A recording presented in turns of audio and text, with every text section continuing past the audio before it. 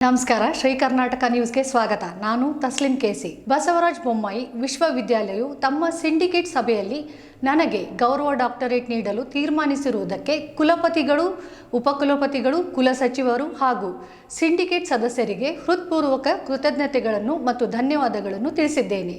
ನಾನು ಗೌರವ ಡಾಕ್ಟರೇಟ್ ಸ್ವೀಕರಿಸುವುದಿಲ್ಲವೆಂದು ಈಗಾಗಲೇ ಕುಲಪತಿಗಳಿಗೆ ತಿಳಿಸಿದ್ದೇನೆ ಎಂದು ಮಾಜಿ ಮುಖ್ಯಮಂತ್ರಿ ಹಾಗೂ ಸಂಸದ ಬಸವರಾಜ ಬೊಮ್ಮಾಯಿ ತಿಳಿಸಿದ್ದಾರೆ.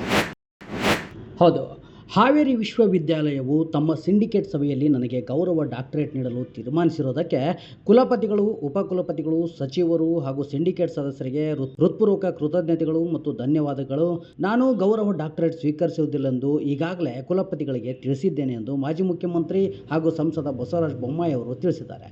ಈ ಕುರಿತು ಎಕ್ಸ್ ಮಾಡಿರುವ ಅವರು, ನಾನು ಸಾರ್ವಜನಿಕ ಸೇವೆಯಲ್ಲಿ ಇರೋದರಿಂದ ಸಾರ್ವಜನಿಕ ಸೇವೆಗೆ ಯಾವುದೇ ಪ್ರಶಸ್ತಿಯನ್ನು ಅಪೇಕ್ಷಿಸುವುದಿಲ್ಲ. ಸಾರ್ವಜನಿಕ ಸೇವೆಗೆ ಜನರ ಪ್ರೀತಿ ಮತ್ತು ವಿಶ್ವಾಸವೇ ನನಗೆ ಅತ್ಯಂತ ದೊಡ್ಡ ಗೌರವವೆಂದು ಭಾವಿಸುತ್ತೇನೆ. ಆದ್ದರಿಂದ ಗೌರವ ಡಾಕ್ಟರೇಟ್ ಸ್ವೀಕರಿಸುವುದಿಲ್ಲವೆಂದು ವಿನಮ್ರವಾಗಿ ಪುನರುಚ್ಚರಿಸುತ್ತೇನೆ ಎಂದು ತಿಳಿಸಿದ್ದಾರೆ. ಇನ್ನು ಗೌರವ ಡಾಕ್ಟರೇಟ್ ಎಂಬುದು ದೀರ್ಘಕಾಲದಿಂದ ಯಾವುದಾದರೂ ಕ್ಷೇತ್ರದಲ್ಲಿ ವಿಶಿಷ್ಟ ಮತ್ತು ಮಹತ್ತರ ಸೇವೆ ಸಲ್ಲಿಸಿದವರಿಗೆ ನೀಡಬೇಕಾದಂತಹ ಗೌರವವೆಂಬುದು ನನ್ನ ಅಭಿಪ್ರಾಯ. ಹೀಗಾಗಿ ಇದನ್ನು ಅಂಥ ಸಾಧಕರಿಗೆ ನೀಡಬೇಕು.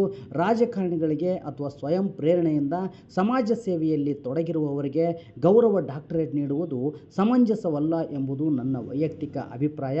ಈ ವಿಷಯದಲ್ಲಿ ಪುನರ್ವಿಚಾರ ಮಾಡಬೇಕೆಂದು ವಿನಂತಿಸುತ್ತೇನೆ ಎಂದು ತಿಳಿಸಿದ್ದಾರೆ.